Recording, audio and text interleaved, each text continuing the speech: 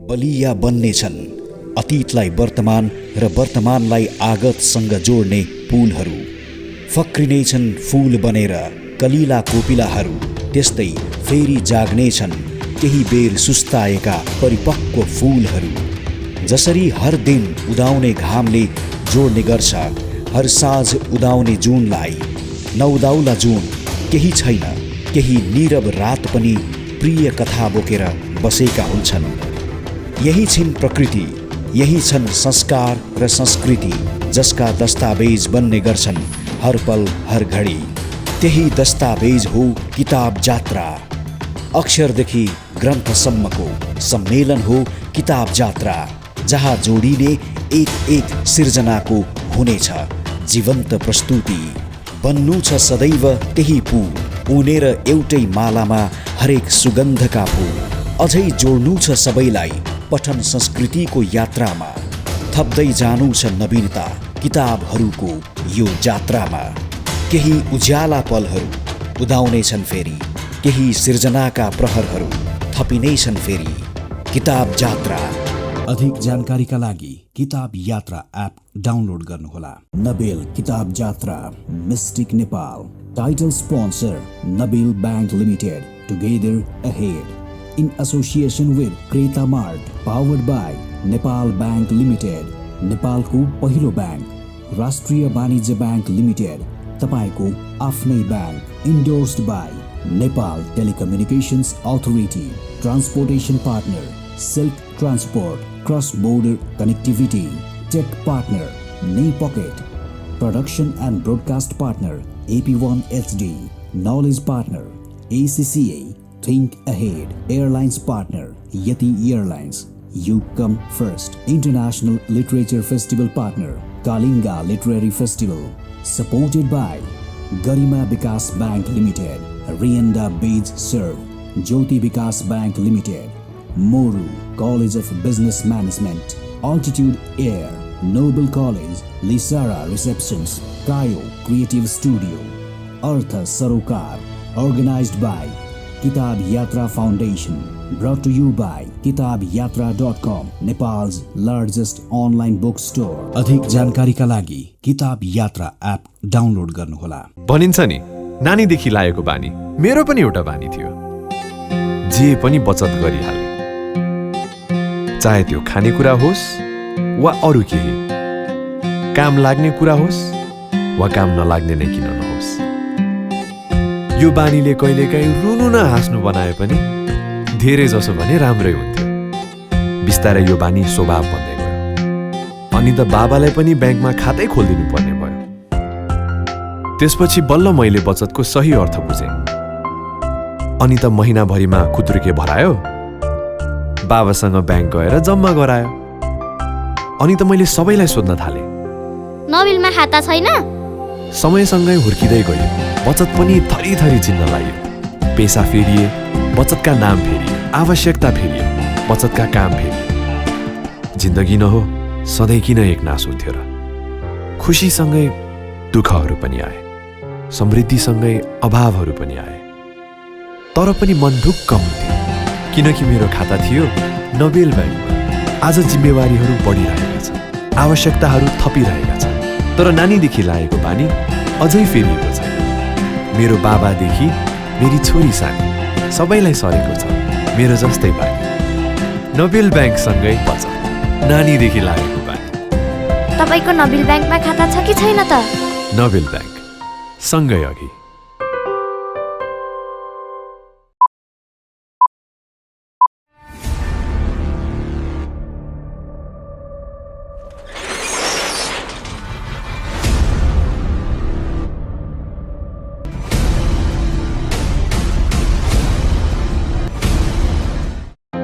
म एउटा सोच बोकेको मान्छे, हिजो पढेर मात्र केही हुँदैन भनेर निराश हुनै लागेको मान्छे। आज एउटा उत्साह बोकेर लागेको छु आफ्नो कर्ममा।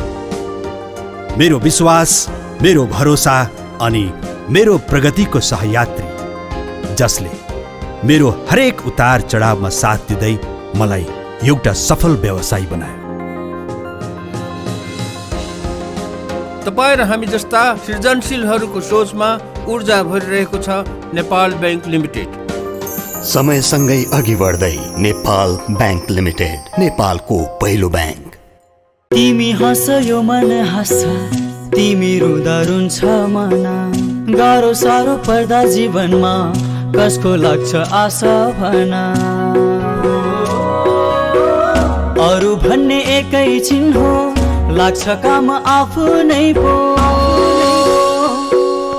आफ्नो भन्ने आफूलाई हुन्छ, आफ्नो भन्ने आफूलाई हुन्छ। जस्तै राष्ट्रिय वाणिज्य बैंक लिमिटेड, तपाईको सुखमा साथ दिने, दुःखमा हात दिने, तपाईको आफ्नै bank Rastriya Banijya bank limited, किनकि हामीले बुझेका छौँ आफ्नो भनेको आफ्नै हुन्छ। म मेरो नाममा दर्ता भएको मोबाइलको सिम कुनै अपरिचित व्यक्तिलाई प्रयोग गर्न दिने छैन, जसबाट म मोबाइल फोनको दुरुपयोग र यसबाट हुने सम्भावित आपराधिक क्रियाकलापबाट बच्नेछु। मेरो मोबाइल फोन हराएमा वा चोरी भएमा नजिकैको दूरसञ्चार सेवा केन्द्रमा सम्पर्क राखी मोबाइल सेवा बन्द गराई यसको दुरुपयोगबाट बच्नेछु। विपदको समयमा छोटो छरितो कुराकानी गर्छु र आकस्मिक सञ्चारको प्रयोगमा सहयोग पुर्याउँछु। मोबाइल सेवाको उचित प्रयोग गरी सचेत नागरिक बनाऊ। नेपाल दूरसञ्चार प्राधिकरण।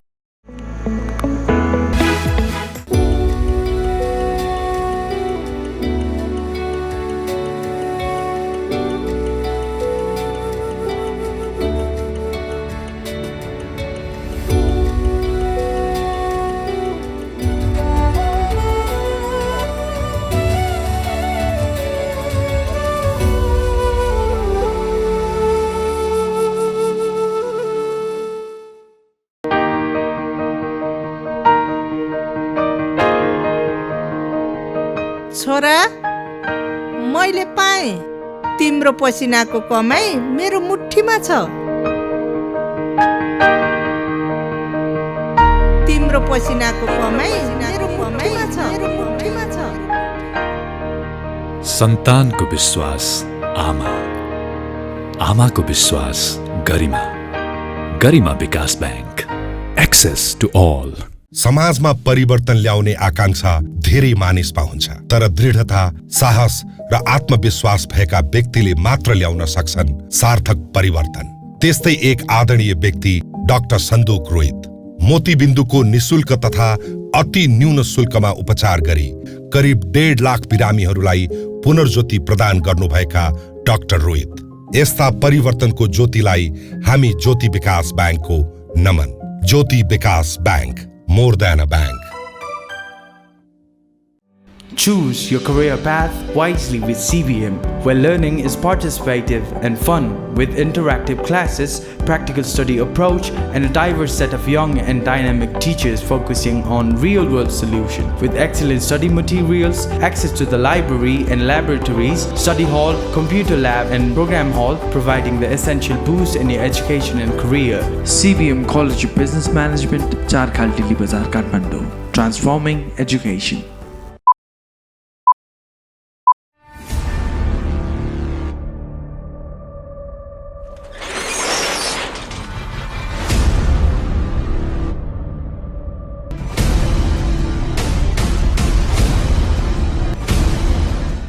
मोरुसँग हजुरको पेमेन्ट साह्रै सजिलो। अब हरेक टपअपमा 3% को बोनस, साथै कुनै पनि ब्याङ्कमा सजिलैसँग पैसा पठाउनुस्, तथा टिभी इन्टरनेटको बिल र फ्लाइट टिकटका लागि पनि मोरु नै गरौँ। संसारलाई बुझ्नु छ, माध्यम अनेक छन्, तर आफूलाई प्रेम छ त केवल शब्दसँग। शब्दको खोजी गर्छु हरेक पल कुनै न कुनै किताब भित्र। अब ढुक्क छु, म बजार जानु पर्दैन, गर्नेछ किताब स्वयंले म सम्मको यात्रा। किताब यात्रा, किताब यात्रा, नेपाल's largest online bookstore। अबको क्रममा आजको हाम्रो पहिलो सेसनको पालो भएको छ र यसलाई नाम दिइएको छ कथा लेख्नेको कथा र यस सेसनका वक्ताहरू हुनुहुन्छ नयनराज पाण्डेज्यू, अमर न्यौपानेज्यू र यसलाई मोडरेट गर्दै हुनुहुन्छ सोभिता सिमखडाज्यूले। मोडरेटर सोभिता सिमखडा, स्पिकर नयनराज पाण्डे र अमर न्यौपानेज्यूलाई म अबको क्रममा स्टेजमा आमन्त्रण गर्न चाहन्छु। यो सेसन हो कथा लेख्नेको कथा।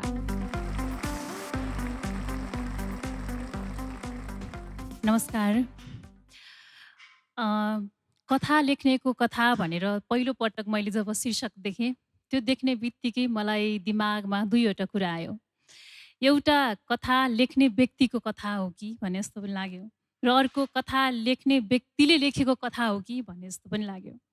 जस मैले आफ्नै किसिमले आफैले अर्थाएँ, दुई अर्थमा अर्थाएँ। त्यसकारण यसरी नै म कार्यक्रमलाई अगाडि बढाउन चाहन्छु। अमर न्यौपाने भन्ने बित्तिकै सेतो धरतीको एकदमै मलाई धेरै सम्झना, एकदमै गहिरो सम्झना आउँछ। पहिलोपटक मैले पुस्तक किनेर लिएर आएर पढ्न बसेको थिएँ। पढ्न बसेको 1 घन्टामै मेरो आँखाबाट बरबर आँसु खसेको थियो सेतो धरती पढिरहँदा। त्यो अक्षरहरूले मेरो मुटुमा यति धेरै छाप गाडेको थियो। तारा भन्ने, स्पेसली तारा भन्ने पात्रले र पवित्रा भन्ने अर्को पात्रले यति धेरै गहिरो छाप पारेको थियो कि त्यस्तो व्यक्ति जन्माउन सक्ने, त्यस्तो पात्रहरूलाई निर्माण गर्न सक्ने व्यक्ति कस्तो होला भन्ने कौतूहलता मसँग जहिले पनि रह्यो। त्यसको लगत्तै मैले उहाँसँग भेट्ने भोक, मेरो लालचा जब मैले पुस्तक निकालेँ वरङ्गना, त्यसपछि मात्रै मेटियो र उहाँका मुखबाट धेरै कुराहरू सुन्न पाएँ। र आजको दिनसम्म पनि अमर न्यौपानेसँग भेटिरहँदा, कुरा गरिरहँदा मलाई यस्तो लाग्छ कि कुरा गरिरहेको छैन कि पुस्तक पढिरहेको छु जस्तो लाग्छ। त्यस्तो पात्र जन्माउने त्यो आँट, त्यो साहस भनौँ अथवा त्यो मानसपटलमा त्यो एउटा बाल विवाहको अथवा विधवाको त्यो पात्रको छाप चाहिँ कसरी पर्यो अमरजीलाई, म सुरुमा यही सोध्न चाहन्छु। पात्र चाहिँ लेखकले सिर्जना गर्ने भन्दा पनि समाजमा हामीले जब अलरेडी एउटा नियतिले अथवा प्रकृतिले सृष्टि गरेको हुन्छ, त्यो सृष्टि प्रकृतिले अलरेडी एउटा अथवा एउटा यो स्रष्टा भनौँ, यो अननोन स्रष्टा, हामी ईश्वर भन्न पनि सक्छौँ, प्रकृति भन्न पनि सक्छौँ, सबैभन्दा गहिरो पात्र सिर्जना गर्ने त त्यही प्रकृति अथवा ईश्वर रहेछ। त्यो प्रकृतिले सिर्जना गरेको पात्रलाई लेखकले चाहिँ टिप्ने मात्रै रहेछ। त्यो पनि धेरै ठाउँमा छुटाएर, धेरै ठाउँमा छोडेर त्यसका सानसाना टुक्राहरूलाई जोड्ने मात्रै रहेछ। तपाईँले जुन तारा पात्र भन्नुभयो, त्यो पात्रसँग म साहित्य भन्ने थाहा नपाउँदै, मेरो अक्षरसँग प्रत्यक्ष रूपमा प्रेम नहुँदै तारा जस्ता पात्रहरूसँग म नजिक थिएँ। अर्थात् म देवघाटसँग नजिक थिएँ। अर्थात् मेरी हजुरआमा, मेरो बाको माइजू, उहाँ बाल विधवा हुनुहुन्थ्यो। 11 वर्षमा उहाँ विधवा हुनुभएको थियो र उहाँले हजुरआमाले जस्तै माया गर्नुहुन्थ्यो। उहाँ सन्यास ग्रहण गर्नुभएको थियो, तर सन्यास ग्रहण गरे पनि उहाँले सांसारिकले जसरी माया गर्नुहुन्थ्यो। देवघाटबाट आउँदाखेरि त्यो गेरुको त्यो ठुलो झोला थियो, गेरु वस्त्रले बनाएको त्यो झोलामा नरिवेलहरू, त्यो गलेश्वर आश्रममा भएका प्रसादहरू लिएर आइदिनुहुन्थ्यो र यति गहिरो प्रेम गर्नुहुन्थ्यो कि म त्यो हजुरआमा परबाट आउँदै गर्दाखेरि हजुरआमाको एउटा बास्ना आउँथ्यो, त्यो गेरु बास्ना आउँथ्यो कि उहाँले पहेँलो वस्त्र धारण गर्ने, कपाल मुण्डन गर्ने गर्नुहुन्थ्यो। अनि त्यसपछि उहाँसँगको त्यो सामिप्यताले नजिक उहाँको कुरा सुन्दा सुन्दा सुन्दा फेरि घरमा आएपछि उहाँले यति धेरै कुराहरू सुनाउनुहुन्थ्यो। राति 12-11 बजीसम्म आफ्ना कुराहरू सुनाउनुहुन्थ्यो, देवघाटका कुराहरू सुनाउनुहुन्थ्यो, त्यहाँका स्वामीजीहरूको कुरा सुनाउनुहुन्थ्यो र त्यो अलरेडी नजानिदो तरिकाले, मैले थाहा नपाउने तरिकाले मेरो हृदय पटमा त्यो एउटा ताराको कथा चाहिँ लेखिँदै लेखिँदै लेखिँदै आइरहेको रहेछ। र त्यो प्रकाशित हुन चाहिँ 68 साल कुर्नु पर्यो। त्यो टाइम लाग्दो रहेछ, पाक्नलाई टाइम लाग्दो रहेछ। त्यसरी त्यो लामो छ यसको तारा कसरी सिर्जना गरे भन्ने, तर छुटकरीमा यति भन्छु। धन्यवाद। नयनराज दाइलाई चाहिँ म भर्खरै मात्र नेपालगञ्ज गएको थिएँ, 3-4 महिना भयो। त्यहाँ पाइला टेक्ने बित्तिकै हजुरको याद आएको थियो मलाई पहिलोपटक। त्यहाँका परिवेशहरू जसरी हजुरले उठाउनुहुन्छ, त्यहाँका पात्रहरू जसरी लिएर आउनुहुन्छ, जो एकदमै हराएका, कसैले वास्ता नगरिएका, जहाँ काहीँ एउटा कसैले यादै नगरिएका पात्रहरू हजुरले जसरी उठाउनुहुन्छ, अझ स्पेसली भन्दाखेरि अँध्यारोमा हराएका, के हजुरलाई अँध्यारोमा बत्ती बाल्न रमाइलो लाग्ने हो या मन लाग्ने हो? धन्यवाद शोभिताजी। र यो अँध्यारोबाट तपाईँले मलाई कनेक्ट गरिदिनु भयो एउटा आफ्नै अतीतसित। एकचोटि घटना भएको छ, म जब रातभरि कराएर चाहिँ त्यो अँध्यारोमा सपना देखेर भाग्न खोजेर एउटा अँध्यारो कोठामा चाहिँ बाघ छ र म छु। मैले सपना त्यो देखेँ र म त्यो बाघबाट, बाघ कहाँ छ मलाई थाहा छैन, म कहाँनिर छु थाहा छैन, तर मलाई जोगिनु छ बाघबाट। अनि त्यो कहाली लाग्दो क्षणबाट म जोगिनको लागि त्यो कोठामा यता र उता भागिरहेको रहेछु। त्यो लामो समयसम्म त्यो घटना भइरह्यो। पछि हल्ला सुनेर केही साथीहरूले कोठा बाहिरबाट टर्च बालिदिएपछि उज्यालो भएपछि बल्ल म आफ्नो यथार्थ दुनियाँमा आएँ र अलिकति रिल्याक्स फिल गरेँ। साहित्यमा पनि मलाई लाग्छ जानी नजानी ती अँध्यारा पाटाहरू आउँदा रहेछन्। त्यो एउटा अँध्यारो पाटोलाई समाजको, पात्रको, राजनीतिको, राज्यको ती अँध्यारा पाटाहरूलाई खोज्ने एउटा आदत सायद त्यसरी पनि बन्दो रहेछ भन्ने मलाई लाग्छ। त्यही आदतले गर्दाखेरि मैले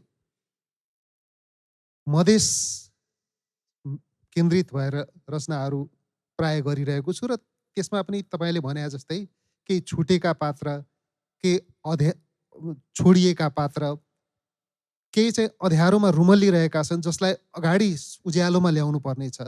त्यस्ता पात्रहरूलाई मेरो मनले प्राथमिकता दिँदो रहेछ, मेरो कलमले प्राथमिकता दिँदो रहेछ। त्यही भएरै कहिले टाँगावाल प्रेम ललुवा पनि आयो, कहिले इलैया पनि आयो, कहिले सलिम भन्ने जुत्ता सिउने पात्र आइरहन्छ, कहिले देह व्यापार गरेर जीवन बिताइरहेकी द्रौपदी भन्ने पात्र आउँछ जसको घरैमा आफू अँध्यारो सधैँ व्याप्त भइरहेको हुन्छ। त्यसकारण समाजका अँध्यारा पाटाहरू र त्यो अँध्यारोमा रुमल्लिरहेका पात्रहरूलाई मैले धेरै खोजिरहनु पर्दैन। ती मेरो आसपास नै छन्, मैले देखिरहेको हुन्छु। बस तिनीहरूको कथालाई मैले अलिकति राम्रो शब्दमा टिप्न सकूँ भन्ने मेरो प्रयास हुन्छ। त्यही प्रयास गर्दा गर्दै यी पात्रहरू, कतिपय तपाईँले पढ्नु भएको छ, ती पात्रहरू मैले लेखेको साहित्यमा आएका हुन्। भनिन्छ नि, लेख्ने मान्छेको कथा बन्छ, नलेख्नेको व्यथा बन्छ भनेर। एउटा इन्टरभ्यूमा मैले हेरेको थिएँ, तमसमा ज्योतिर्गमय टिकाराम यात्रीजीको इन्टरभ्यूमा अमरजीले भन्नुभएको थियो, त्यहाँ म जब पशुपतिमा गएर बस्छु, आर्यघाटमा बसेर हेरिराख्दाखेरि लास जलिरहेको हुन्छ, त्यो लासलाई हेर्दाखेरि मलाई लाग्छ कि कति कथाहरू जलेर गए, कति कथाहरू बन्थ्यो होला जुन खरानी भएर गए भनेर जहिले पनि मलाई फिल हुन्छ भनेर भन्नुहुन्छ। तर हामी बाँचिरहँदा कथाको दिव्य असन्तुष्टिको भोग चाहिँ कति जागिरहँदो रहेछ जीवनमा। हामीले अहिले बाँचिरहेको जीवन नै कथा हो। हामी आमाको गर्भमा चाहिँ बसेदेखि त्यहाँबाट गर्भबाट कथा सुरु हुन्छ। हरेक पाइला, हाम्रो पाइलाले, हाम्रो श्वासले, हाम्रो दृष्टिले, हाम्रो सम्पूर्ण ज्ञानेन्द्रिय कर्मेन्द्रियले कथा लेखेकै छन्। त्यस कारणले गर्दाखेरि मैले त्यो सन्दर्भमा एउटा मान्छेका कति सूक्ष्म सूक्ष्म कथाहरू हुन्छन्। त्यस्तै हामीले यो अँध्यारोकै कुरा गर्नुभयो, यति धेरै कथाहरू देख्छौँ, बस त्यहाँ क्लिक गर्नुपर्दो रहेछ होइन। क्लिक गरेपछि त्यो नै एउटा दिव्य उज्यालो एउटा रहेछ। अहिलेकै कुरामा जस्तै मलाई देवघाटको अथवा चाहिँ म पनि नेपालगञ्ज गएँ दाइको ठाउँमा, दाइले जसरी त्यसलाई भित्रबाट आत्मसात गर्न नसके पनि एउटा चाहिँ पहिलोपटक नेपालगञ्ज गएर त्यहाँ एउटा स्थलगत अध्ययन गरेर मैले पनि त्यो लेख्ने। मलाई नेपालगञ्ज कस्तो लाग्छ भने पहिलो किताब नेपालगञ्जकै पृष्ठभूमिमा लेखेको हुँदाखेरि मेरो साहित्यको उद्गम स्थल चाहिँ नेपालगञ्ज लाग्छ। संयोगले दाइको त झन् त्यही खाइ खेली त्यहीँ हुर्किनु भएको, त्यहाँको एक एक कुरा चाहिँ उहाँले महसुस गर्नुभएको छ र आज दाइसँगै यसरी हामी कुरा गर्नु पाउँदा अर्को आनन्द लागेको छ। र त्यो तपाईँलाई त्यो पात्रको कुरामा कस्तो हुँदो रहेछ भने त्यो बेलामा नेपालगञ्ज पहिलोपटक गएको थिएँ। अनि म त यहाँ बाँचिरहँदा एउटा मान्छे बाँचिरहँदा कथाकार मात्रै भएर बाँच्दैन, अरू थुप्रै नाता सम्बन्धले ऊ बाँचेको हुन्छ। म शिक्षक थिएँ, शिक्षक भएर बाँचेको थिएँ, म कसैको छोरा थिएँ, कसैको भाइ थिएँ, दाइ थिएँ होइन। अनेक नाता सम्बन्धले म यहाँ बाँचिरहेको हुन्छु र अनेक भूमिकाहरू निर्वाह गरिरहेको हुन्छु। र नेपालगञ्ज जाँदा चाहिँ म कथाकार मात्रै भएर गएको थिएँ, पहिलोपटक गएको थिएँ। प्रत्येक मानिसलाई पात्रका दृष्टिकोणले हेर्न सिकेँ। प्रत्येक मान्छे पात्र, चाहे त्यो रिक्सावाल देख्दा होस् या कुनै मजदुर, अरू मजदुर देख्दा होस् या कुनै व्यापारी देख्दा होस् या कुनै घसियारा देख्दा होस् या कुनै चरा बेचिरहेको चिडीमार देख्दा होस् या कुनै पसलमा होइन जिलेबी बेचिरहेको या कुनै केही बेचिरहेको ठेलागाडीमा त्यो बेचिरहेको मानिस देख्दा होस्, त्यो चाहिँ प्रत्येक मानिस पात्र जस्तो लाग्छ। र त्यो दृष्टिकोणबाट हेर्दा र त्यो मानिसभित्र छिर्ने प्रयास गर्दा पात्रहरू जन्मिन्छन्। लेखकका लागि चाहिँ पात्रहरू जन्मिन्छन्। अलरेडी सृष्टिले सृष्टि गरेको पात्रलाई लेखकले त्यसरी टिप्ने रहेछ। जुन बेला त्यो कुनै पनि पात्रबाट असाध्यै बढी प्रभावित भइन्छ अथवा त्यो पात्रलाई आफूले छुन सकिन्छ अथवा पात्रले आफूलाई छुन्छ, त्यतिखेर चाहिँ एउटा बिजुली बलेको जस्तो, उज्यालो भएको जस्तो, अँध्यारो कोठामा बत्ती बलेको जस्तो लाग्छ। त्यहाँबाट पात्र सिर्जना हुन्छ जस्तो लाग्छ। आज पनि हजुरको पानीको घामको प्रशंसा गर्नेको कमी छैन। तपाईँले भन्नुभयो नि त्यो पात्र निस्किँदाखेरि उज्यालो भएको महसुस हुन्छ भनेर। जस्तो हामी भन्छौँ, कति लेख्ने मान्छेहरूले भन्नुहुन्छ कथाभित्र उकुस मुकुस बनाउँछ, पात्रले उकुस मुकुस बनाउँछ, अनि अक्षर मार्फत पोखेपछि आनन्द फिल हुन्छ, रिलिफ फिल हुन्छ। त्यो उकुस मुकुसलाई अक्षरमा देखिएपछि अथवा लेखिसकेपछिको आनन्दको क्षण केहीमा पनि तुलना गर्न सकिँदैन भनेर भन्नुहुन्छ धेरै व्यक्तिहरूले। त्यसो भए कि सबै मानिसहरूले आफ्नो उकुस मुकुस पोखेको कुरा चाहिँ अरूले लिने त त्यो उकुस मुकुसलाई?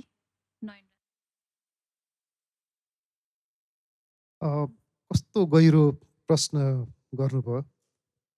वास्तवमा हाम्रो लेख्नेको आशय के हुन्छ भने पढ्नेले त्यो दुःखलाई अनुभूत गरोस्, पात्रहरूको संवेदनालाई अनुभूत गरोस् र आफूसित प्रश्न गरोस् कि किन यिनीहरूको जीवनमा दुःख छ, किन यिनीहरूको जीवनमा आँसु छ, किन यिनीहरू निरन्तर पछाडि पछाडि पछाडि धकेलिरहेका छन्। त्यो प्रश्न उनीहरूको मनमा उब्जियोस् र त्यो प्रश्न उसले कसैलाई सोध्न सकोस्, राज्यलाई सोध्न सकोस्, कुनै जिम्मेवार निकायलाई सोध्न सकोस्। त्यो प्रश्नले परिवर्तन ल्याउँछ भन्ने मलाई लाग्छ। त्यसकारण मैले आफ्नो पात्र मार्फत, कथा मार्फत दुःखलाई, मैले भोगेको दुःखलाई अरूको पाठकको जिम्मामा अवश्य लगाउँछु। तर त्यो सँगसँगै, त्यो दुःख सँगसँगै मैले प्रश्न पनि जिम्मा लगाइरहेको हुन्छु। र जब जुन दिन पाठकहरूले प्रश्न गर्न थाल्छन्, त्यो दिन समाजमा केही न केही परिवर्तन आउँछ र त्यो परिवर्तन ढिलो चाँडो भए पनि त्यो पात्रको जीवनसम्म, त्यो समाज अँध्यारोमा रहिरहेको त्यो समाजसम्म पुग्छ भन्ने मलाई लाग्छ। त्यसकारण यो दुःख बिसाउने र दुःखसँगै प्रश्न बिसाउने यो क्रम चाहिँ मलाई लाग्छ यो जीवन पर्यन्त चलि नै रहन्छ। हाम्रो जीवनमा दुःख छ भनेर त बुद्धले पनि त्यही चार आर्य सत्य बोल्नुभयो होइन। जीवनमा यति धेरै दुःख छ, असन्तोष छ, तनाव छ, समस्या छ, यो सबै कुराहरूको भागदौड छ, त्यो चलि नै रहेको छ सधैँ नै। त्यो कुरा हामीलाई थाहा छ। आफ्नै जीवनको बोझ यति धेरै हुन्छ कि मान्छेले सुसाइड गर्नेसम्म पुगिरहेको हुन्छ। यति धेरै बोझमाथि अर्को बोझ झन् लेखकले थपिदिँदा त्यसको भार कति पर्छ मानसपटलमा, त्यसको समस्या कति पर्छ होला त अमरजी? मलाई चाहिँ त्यस्तो त लाग्दैन। त्यो भार पर्ने भन्ने त्यहाँ दुःख मात्रै हुँदैन, कथामा सुख पनि हुन्छ, प्रेम पनि हुन्छ। फेरि दुःख भनेको सुखकै छाया हो। तर दुःख कहिलेकाहीँ लामो हुन्छ। बिहान हामी घाममा उभियौँ भने हाम्रो छाया लामो हुन्छ, हामीभन्दा लामो हुन्छ। दिउँसो हामीभन्दा छोटो हुन्छ। फेरि साँझ हामीभन्दा हाम्रो छाया लामो हुन्छ। त्यसकारण त्यो दुःख भनेको सुखको छाया हो। धेरै उज्यालो हुँदाखेरि, चारैतिरबाट उज्यालो हुँदा त्यो छाया लुक्छ। बत्ती निभाइदियो भने त्यो छाया फेरि अँध्यारो जत्रै बन्छ।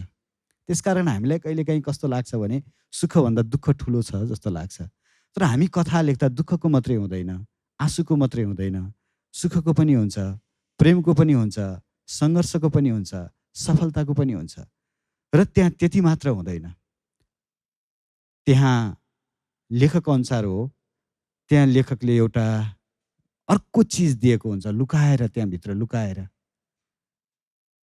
जसरी हामीले सास फेरिरहेका छौँ, सास देखिँदैन बाहिरबाट, मुटुले शरीरभरि रगत पठाइरहेको छ, सञ्चालन भइरहेको छ, त्यो बाहिरबाट देखिँदैन, बाहिरबाट त एउटा स्थूल शरीर मात्र देखिन्छ। त्यस्तै लेखकले त्यहाँ लुकाएर केही चिज दिएको हुन्छ, त्यो कथामा, त्यो आख्यानमा प्राण हालेको हुन्छ। त्यो चाहिँ मलाई कस्तो लाग्छ भने कुनै पनि एउटा आख्यान राम्रो हुनको लागि त्यहाँ 3-4वटा कुरा चाहिँ एकदम जरुरी हुन्छ जस्तो लाग्छ। एउटा बाहिरदेखि हाम्रो कथा त छँदैछ, हाम्रो मानिसहरूको मनोविज्ञान त छँदैछ, मानिसका सुख र दुःख, प्रेम, आँसु सबै कुराहरू त छँदैछन्। त्यसको पछाडि अर्को एकदमै महत्त्वपूर्ण लाग्ने अध्यात्म, करुणा, व्यवहार र दर्शन। यो कुरा म चाहिँ एकदम प्रयास गर्छु लेखनमा त्यो आओस्। भनेपछि त पात्रले दुःख होइन, त्यो पात्रका माध्यमबाट लेखकले भन्न खोजेको जुन कुरा छ त्यसले चाहिँ एक किसिमले स्क्यान, अहिलेको भाषामा भन्दाखेरि भाइरस लागेको छ कम्प्युटरमा, त्यसलाई स्क्यान गरेको जस्तो, अथवा त्यो गिलासको माथि त्यो फोहोरहरू चाहिँ थिग्रिएर तल बस्छ, माथि सङ्लो पानी भए जस्तो हुन्छ। त्यसकारण मलाई किताब पढ्दाखेरि त्यो बोझ हुँदैन पाठकलाई, त्यसले त झन् आनन्द दिन्छ र एउटा पाठकको मनमा करुणाको भाव सिर्जना गर्छ। करुणाले मानवता सिर्जना गर्छ, मानवताले शान्ति र प्रेम सिर्जना गर्छ। त्यसकारण सायद त्यसले अझ जीवनलाई सहज र एउटा सभ्य बनाउँछ जस्तो लाग्छ। भनिन्छ नि इन्द्रियहरू जब ठोकिन्छ अनि त्यस पछाडि मारुनी नाच्न थाल्छ। एउटा लेखकभित्र चाहिँ कथाको अथवा पात्रको मारुनी कति नाचिरहन्छ नयन दाइ? पात्रहरू जब मेरो मनमा आउँछन् या दिमागमा आउँछन्, धेरै उनीहरूले आफूसँग धेरै कुरा लिएर आएका हुन्छन्।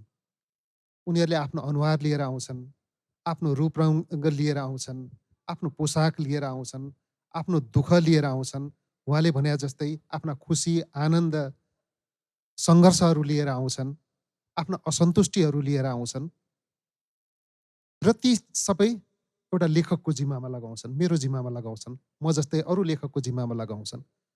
भनेपछि त्यो पात्रलाई ग्रहण गर्ने र आफ्नो मनमा स्थापित गर्ने प्रक्रिया पक्कै पनि सहज होइन।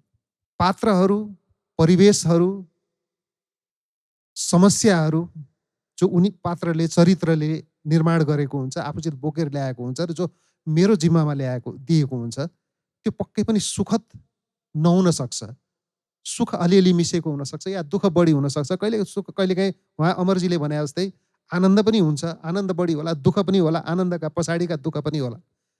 तर त्यसले जुन हामीलाई त्यसलाई निकास हामीले अब अरूलाई नसुनाउन्जेलसम्म जुन हाम्रो मनमा जुन छटपटी रहन्छ नि, त्यो छटपटीको एउटा जुन प्रक्रिया छ नि, त्यो लेखकको लागि सबैभन्दा महत्त्वपूर्ण प्रक्रिया हो। छटपटिनु र त्यसलाई अभिव्यक्त गर्नु, यो जुनको बिचको जुन प्रक्रिया छ, त्यो सबैभन्दा लेखनको लागि सबैभन्दा महत्त्वपूर्ण प्रक्रिया हो। त्यसले तपाईँलाई कसरी यो विषयलाई अभिव्यक्त गर्ने भन्ने पनि सिकाउँछ, पात्रको नियतिलाई कहाँबाट उठाएर कहाँसम्म पुर्याउने भन्ने पनि सिकाउँछ, तपाईँले कथालाई कति सहज ढङ्गले, प्रामाणिक ढङ्गले पाठकसम्म पुर्याउँछु भन्ने एउटा आर्ट, कला पनि सिकाउँछ।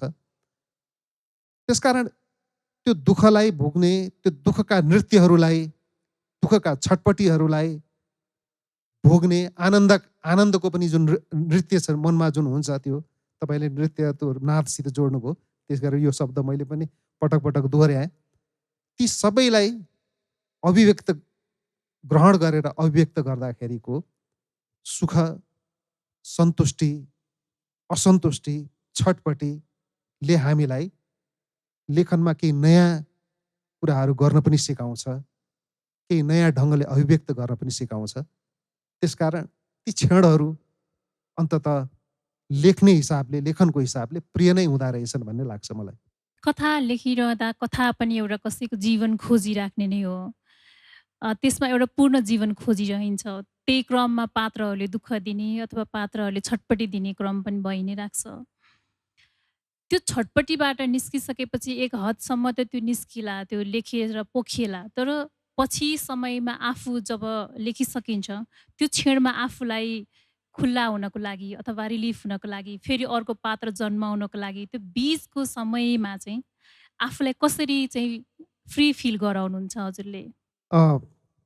पक्कै पनि त्यो तपाईँको त्यो एउटा क्षण हुन्छ जब मैले लेखिसक्छु, लेखिसकेर एक किसिमको अघि बोझ भने जस्तै हुन्छ। त्यो जुन बिसाइन्छ नि, मैले आफ्नो जिम्मेवारी आफ्नो चाहिँ पाठकको जिम्मामा लगाएँ। अब चाहिँ लेखक मऱ्यो, अब किताब भनेको चाहिँ पाठकको हो भन्ने एउटा धारणा पनि हामी भनिरहन्छौँ। अरूको धारणालाई सापट्टि लिएर भनिरहन्छौँ। त्यो कुरा एक किसिमले त्यो सत्य पनि हो। अब मैले लेखेँ, अब यसलाई बुझ, यसलाई कसरी ग्रहण गर्ने त्यो तिम्रो जिम्मा भयो भन्ने कुरा हामीले पाठकसित एउटा अपेक्षा पनि राख्दछौँ। त्यसपछि चाहिँ रिलिफ फिल गर्दा त राम्रो हो नि त। तर फेरि समस्या के हुन्छ भने कहिलेकाहीँ त्यो रिलिफ फिल गर्ने क्रममा एउटा ब्लक, राइटर्स ब्लकको स्थिति पनि आउँछ। कहिलेकाहीँ झ्याप्प अँध्यारो हुन्छ जीवनमा, त्यो स्मृतिहरूमा। अहिले मेरो जिएर लेखिसकेपछि मेरो अहिलेको क्षण भनेको मैले राइटर्स ब्लकको क्षणमा छु। अहिले मेरो दिमागमा पात्रहरू त्यति आइरहेका छैनन्, पात्रहरूले हल्लीखल्ली गरिरहेका छैनन्। अहिले के लेख्ने भन्ने कुरामा म अल्मलिरहेको छु।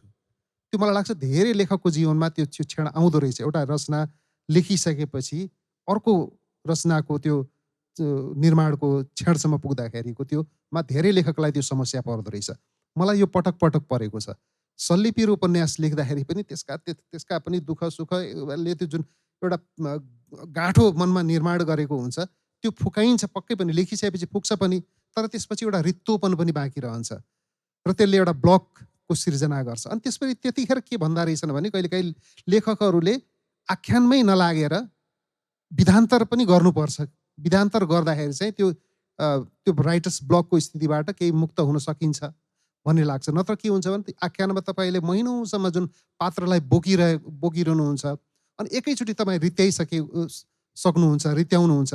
त्यसले निर्माण गरिदिएको भ्याकुमले गर्दाखेरि तपाईँ एउटा शून्यको स्थितिमा हुन्छ र त्यो भ्याकुमबाट मुक्त हुनको लागि तपाईँले विधान्तर गर्नुहोस् भन्ने जुन विद्वानहरूले भन्छन्, त्यही आधारमा मैले त्यसपछि त्यो विधान्तर गर्नलाई मैले यार भन्ने किताब लेखेको हो।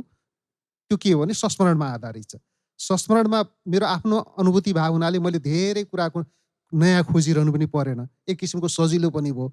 संस्मरणलाई अलिकति मिठो ढङ्गले अभिव्यक्त गरेर पाठकलाई प्रिय पनि भयो र म त्यो ब्लकको स्थितिबाट मुक्त पनि हुन सक्छु। एउटा सहज, फेरि एउटा आफूलाई सहज स्थितिमा फेरि अर्को आख्यान लेख्नको लागि आफूलाई तयार गर्न सक्छु भन्ने मलाई लागेर मैले त्यो यार भन्ने लेखेको हुँ।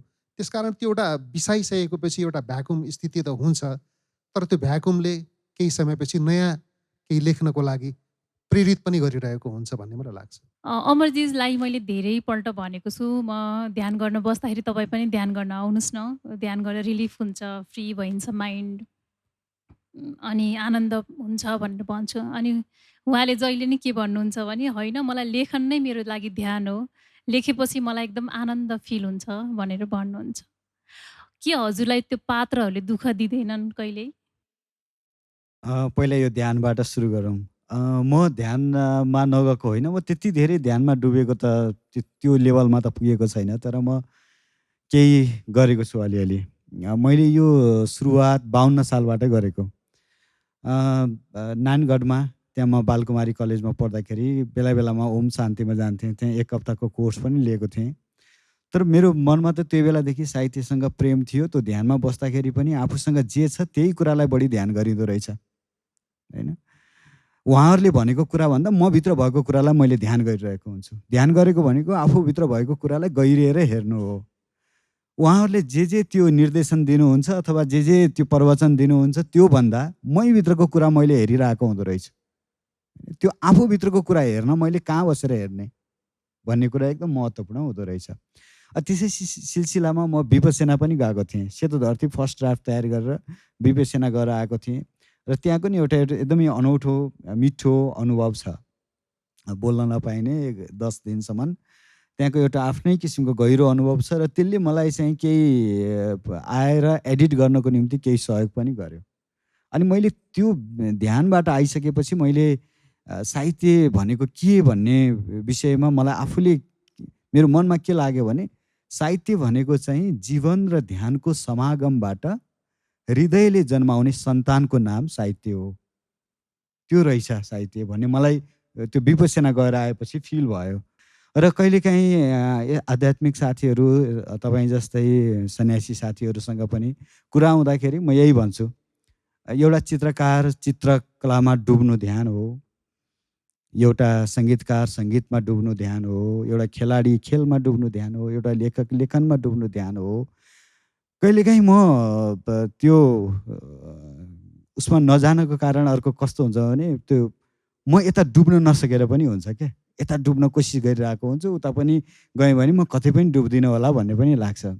मेरो अनुभव के छ भने कहिलेकाहीँ लेख्दाखेरि शेरदत्ते नै लेख्दा हो, म त्यो तारा यमुना र पवित्र भन्ने क्यारेक्टरसँग यति धेरै डुबेछु कि ठ्याक्क लेखिसकेर दिदीकोमा गएको थिएँ, मेरो त बोल्ने लवज नै अर्को भएको रहेछ, मेरो त गर्ने व्यवहार नै अर्को भएको रहेछ। ओइ तँ त कस्तो अर्कै भएको के हो, त्यहाँ बिरामी भइस् कि अथवा त के हो, तेरो बोल्ने लवजै अर्को छ होइन भनेर भन्छ उसले। अनि होइन म यस्तै हो भने मैले, तर मेरो त केही धेरै 3-4 महिनासम्म नै अझ धेरै पछिसम्म पनि अहिले पनि कहिलेकाहीँ त्यो किताब पल्टायो भने ठ्याक्क त्यो क्यारेक्टर त्यो प्राण प्रतिष्ठा भन्छ नि, त्यो आफूमा त्यो पात्रलाई प्राण प्रतिष्ठा गरेपछि त्यो त्यस्तो किसिमको हुँदो रहेछ क्या। अनि त्यो जरुरी पनि हुन्छ, जति त्यहाँ डुबियो अहिले हाम्रो आयो उकुस मुकुसको कुरा, जति उकुस मुकुस भयो अथवा त्यहाँ जति डुबियो आफूलाई आफूभित्र पात्रलाई जति राम्रोसँग प्राण प्रतिष्ठा गरियो त्यो पात्र त्यति नै धेरै जीवन्त हुने हो। अनि त्यसमा त अब आफ्नो कला त चाहिहालियो। त्यसकारण मलाई कस्तो लाग्छ भने त्यो पात्रलाई लेखकले पात्र मात्रैका रूपमा सिर्जना गर्नभन्दा पनि त्यहाँ आफूलाई धेरै मिस्दो रहेछ है। हामी चाहिँ कस्तो गर्छौँ भने एभ्री डे उठेर रेचन गर्छौँ क्या, कथार्सिस गर्छौँ। हाम्रो ध्यानको विधि नै छ त्यस्तो कि आफूभित्र भएको कन्सियस या अनकन्सियस माइन्डमा जति पनि भण्डारहरू कुराहरू छ त्यो सबैलाई फ्याँक्ने प्रोसेस हुन्छ। त्यस पछाडि हामी माइन्ड खाली गर्छौँ, अनि त्यस पछाडि खाली भएपछि काम गर्न अथवा केही सृजना गर्न सजिलो हुन्छ अथवा ध्यानमा डुब्न पनि सजिलो हुन्छ। कतिपय पुस्तकहरू नि मलाई पढ्दाखेरि यस्तो हुन्छ कि रेचन लेखन रहेछ जस्तो लाग्छ कि 12-15वटा कथाहरू पढिसक्दा पनि एउटा असन्तुष्टि झन् निस्किन्छ, झन् सन्तुष्ट हुनुपर्ने झन् असन्तुष्टि निस्किन्छ। अनि मलाई प्रश्न म आफैलाई प्रश्न गर्छु, यो लेखकप्रति पाठकले गरेको यो अन्याय हो या पाठकले गरेको अन्याय हो भन्ने जस्तो लाग्छ कि त्यो रेचन फ्याँकिरहँदा हामीले त्यो रेचन बोकिरहँदाको भारी चाहिँ मलाई चाहिँ एकदमै ठुलो हुन्छ।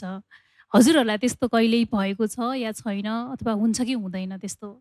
लेखन क्षेत्रमा लागिसकेपछि चाहिँ एउटा बानी पनि हुन्छ, त्यो एउटा माइन्ड मेकअप गरेर बसिसकेका हुन्छौँ कि हाम्रो लेखन एउटा कुनै रचना बजारमा आइसकेपछि या पाठकहरूमा पुगिसकेपछि त्यसपछि फेरि अपेक्षाहरूको निर्माण हुन्छ, थप अपेक्षाहरू निर्माण हुन्छन् र त्यसले फेरि लेखकलाई दबाब दिन्छ भन्ने हुन्छ।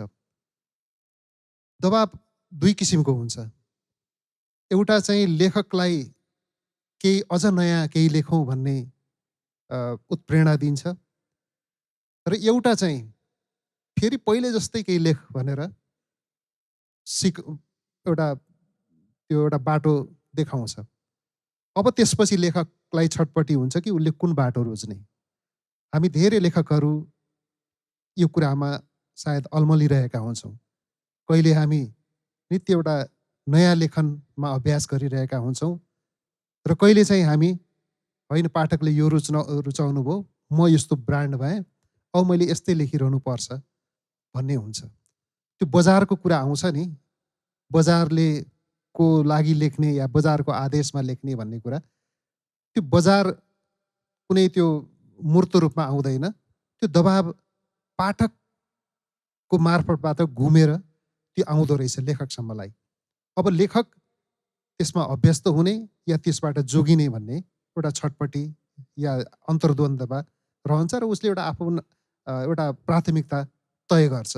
हामी समाजमा हामी लेखन वृत्तमा दुई थरीकै लेखन छौँ। कतिपय लेखक हुनुहुन्छ सधैँ नयाँ केही गरिरहनुहुन्छ, अनि कतिपयको लेखनमा चाहिँ एउटै खालको वृत्तमा एउटै खालको विषयवस्तु जस्तो उठाएर मा लेखिरहेको जस्तो पनि देखिन्छ। सबैले राम्रै आफ्नो हिसाबले राम्रै लेखिरहनु भएको छ, तर पनि त्यही हो कि एउटा त्यो दबाब जुन तपाईँको जुन शब्द तपाईँले भन्नुभयो अध्यात्मसित ध्यानसित जोडिएको, त्यसले जुन निर्माण गर्ने लेखकको मनमा निर्माण गरिने दबाब छ, त्यो दबाबले मलाई लाग्छ साहित्यमा सधैँ एउटा केही नवीनता चाहिँ थप्ने एउटा प्रयास गरिरहेको जिम्मेवारी जब दिन्छ भने लेखकले आफू प्रश्न आफूसित गर्छ, मैले कुन बाटो तय गर्ने भन्ने कुरा चाहिँ अन्ततः त्यो कुराले गर्दाखेरि साहित्यको श्रीवृद्धि नै हुन्छ जस्तो मलाई लाग्छ। हामी कार्यक्रमको अन्ततिर छौँ। आफ्नो जीवनको कथा, आफ्नो जीवनलाई एकदमै सर्टकटमा एउटा कथा भन्नु पर्यो भने, छोटोमा 2 लाइनमा भन्नु पर्यो भने कसरी भन्नुहुन्छ अमरजी? यो त सबभन्दा गाह्रो कुरा भयो। यो छोटकरीमा चाहिँ भन्न नमिल्ने कथा नै जीवन कथा हो। म पहिला शिक्षक थिएँ, शिक्षक हुँदा पनि लेख्थेँ, त्यसपछि चित्रकला पनि गर्थेँ। चित्रकलामा मैले आफ्नो सिग्नेचर बनाउन सकिनँ, आफ्नो अनुहार बनाउन सकिनँ, आफ्नो औँठा छाप बनाउन सकिनँ। लेखनमा त्यो प्रयास गर्छु भनेर आएँ र लेख्दैछु, यति भन्छु। अरू त अब कति हुन्छ कति है, जीवनको कथा भनेर सकिँदैन, अब त्यो टुक्रा टुक्रामा भन्ने मात्रै हो। नयन दाइको जीवनको सिनोप्सिस सुन्न चाहन्छु एकदमै छोटोमा। म कुनै बेला किशोरावस्थामा एकजना बलिउडकी नायिकाको एकहोरो प्रेममा परेको थिएँ र म उनलाई भेट्न 10 कक्षा पढ्दै बिचमा छोडेर बम्बई भागेको थिएँ। फर्केर आएँ, भेट त भएन, बडा निकै हन्डरहरू, एउटा भागेको किशोरले कति हन्डर खान्छ त्यो सबै मैले बेहोरेर बल्ल बल्ल बल्ल घर फर्किन सकेँ, आएँ। त्यसपछि मलाई एसएलसी पास भएँ, विज्ञान पढ्न बसेँ, साइन्समा भर्ना भएँ। त्यहाँ पनि केही भागदौड भयो, पढ्न सकिनँ। म फेरि फर्केर कानुनमा आएँ, अधिवक्ता भएँ, लाइसेन्स लिएँ, एउटा तमसुक पनि लेख्न सकिनँ जीवनमा। लेखनमा त्यसपछि लागेँ, सँगसँगै सिनेमा क्षेत्रमा अलिकति निर्देशन पनि गरियो, धारावाहिकको निर्देशन पनि गरियो, धेरै लेख्ने काम गरियो, पटकथा, संवाद, कथा सिनेमाका लागि लेख्ने गरियो। र विगत 8-10 वर्षदेखि त्यहाँबाट पनि फुत्केर भागेर साहित्यमा केन्द्रित भइरहेको छु र साहित्यमा पनि त्यो भागदौड चलिरहेको छ। त्यसकारण मलाई के लाग्छ भने म सधैँ एउटा आफ्नो जीवनमा एउटा दौडमा छु, कहिले थाक्छु, कहिले पराजित जस्तो पनि हुन्छु, मानसिकताहरूमा धेरै परिवर्तन आइरहन्छ, कहिले नकारात्मक कहिले सकारात्मक एउटा अन्तर्द्वन्द्व रहन्छ। यति धेरै झगडालु म आफूभित्र, बाहिर सायद म धेरैको लागि शान्त र सौम्य देखिन्छु, तर म आफ्नो अन्तरमा अत्यन्त झगडालु मान्छे हुँ र जीवनमा म झगडा गरेरै बिताइरहेको छु। हजुरहरूको कुरा एकदमै सुनिराख्नु मन लाग्ने हुन्छ जहिले पनि, चाहे इन्टरभ्यूमा होस्, चाहे यस्तो कार्यक्रममा होस्, चाहे भेट हुँदा नै होस्, जहिले पनि मलाई सुनिरहन पाऊँ भन्ने नै इच्छा भइरहेको छ। त्यस कारणले जति कुरा गरे पनि सकिँदैन। आजको कार्यक्रमबाट हामी बिदा लिन्छौँ। धेरै धेरै धन्यवाद। धन्यवाद। यो सफल र सार्थक सेसनका लागि कथा लेख्नेको कथा सहजकर्ता हुनुहुन्थ्यो सोभिता सिमखडा, वक्ताहरू नयनराज पाण्डे र अमर न्यौपाने, र आजको यस सेसनका सहजकर्ता र वक्ताहरूलाई मायाको चिनो प्रदान गरिदिनुहुनका लागि म खिताब यात्रा फाउन्डेसनका चेयरम्यान ऋषिराम अधिकारीज्यूलाई अनुरोध गर्न चाहन्छु।